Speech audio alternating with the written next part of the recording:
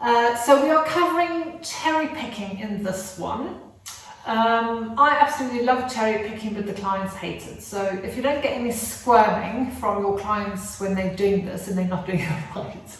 So what you want is you want the band, the edge of the band over the crease of the toe. So where you've got your toes there, the band needs to be over there. It just gives someone something to think about.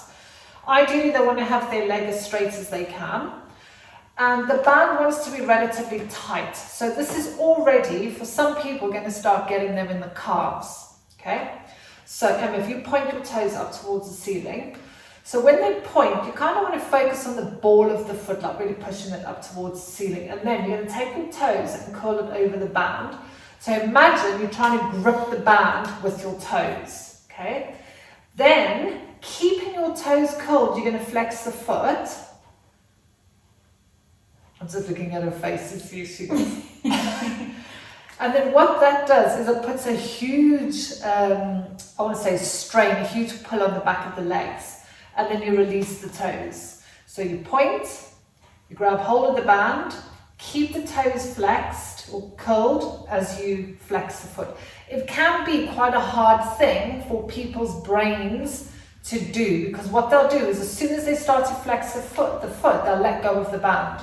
So it does take a little bit of practice. You can help clients the same way I've just done with Emma, but be aware if you've got any clients that have got steel toes. So we've got a few clients that have got titanium toes that don't bend, so you can't force their toes to bend. So obviously make sure you know people's medical conditions. You can also reverse this. So if you flex, and then take hold of the band first, and then try and keep pointing as you, there we go, and then you let go of it. And then you flex, you grab hold of the band, you point up again, and then let go. So the more someone is working with this, you still want them to try and have a straight leg, because again, your brain will do whatever it can to make something comfortable. It will start to drop the leg down to release the back of the leg. So the whole time it wants to be in that really strong hamstring stretch, and this is then working the ankle and the foot. And that is your cherry picking. Do you want to go over the muscles and... I just want to cover some other things. So I actually don't like cherry picking, but that's just me, just me. So when I've done it and I've done it with a strong band, it's too much for the muscles. If you're cramping, if your clients tend to cramp, you might know them as well that they tend to cramp in the foot or maybe even in the calf. I consider using a lighter band, yellow band or a pink, flowers, yellow band or a pink band. Downside of them is if someone cramps a lot but they're really heavy, the yellow band, the leg will be roughed down here somewhere because the weight of the leg, the band isn't strong enough, there's not enough resistance to hold it in place. It's just something, a juggling act you've got to try and bear in mind. But bear in mind, it's a bit too much in the cramping, which you can do with a purple band, I'll be honest with you, for myself, then I'll probably consider the next one down for us will be a pink one. Just something to bear in mind. And again, as with all of these ones, don't hold the band too tight. You're not hanging off the edge of the cliff because your blood pressure will go up. A relatively minor thing for most people, but something to consider. And relax the top, let's control you. Trying to work these muscles. So, straighten the leg. By having the leg straight while you're working, stretching hamstrings, everyone sort of knows that and expects that. What they don't consider is this part of the hamstring tends to be tighter than that part of the hamstring because we sit down.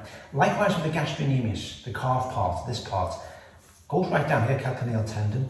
Gastrocnemius tends to be got two massive tendons here. Don't always think, certainly on other moves as well, just because someone's leg is bent, that's the hamstrings. This part of the gastrocnemius tends to be tight on most people. So, with that in position, you stretch off your hamstring, you stretch off your gastrocnemius. With the foot flexed back, you're stretching off the gastrocnemius, the soleus, and the posterior tibialis. That's the beauty of this one for me, is the posterior tibialis part of it. So what we have to do, again I jump through this one, so curl the toes. Right, what are you working in particular by doing that? Mainly posterior tibialis and the intrinsic muscles of the foot. You've got loads of muscles in the foot there. Forget them, they're sort of, hooey for what we're considering. Posterior tibialis forms the medial arch. So if someone's got flat foot, and Joseph Pilates said he could cure flat-footedness, this is a great move. They've only to target that. Great for ankle strength and great for strengthening the calf muscles as a whole unit, as in gastrocnemius, soleus, posterior tibialis, plantaris as well to some extent. So, and then as you point, as you point the foot, you're working again gastrocnemius soleus, as well as the posterior tibialis, because it does that job as well. Okay with that one?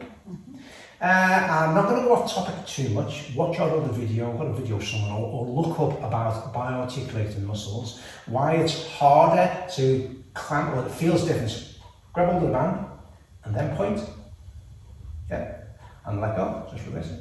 And then point. Which other way do you do it? Point. Yeah. Take hold of the band. Then take hold of the band. And then flex. And that's all to do with bioarticulating muscles. I'm not going to spoil the fun. Go and read about bioarticulating muscles, about like the hand as well. You can do that, get it far down, but you can't do that, and you can't get as far down. It's weird. So you can be in the same position, but what muscles are working and in what order, and to what degree, depends on what order you fire up the muscles. It's an interesting thing of anatomy, I found. But anyway, relative to the band, you might want to consider using a lighter resistance band for some people. Any questions? No? Okay. And that's cherry picking. Cherry picking.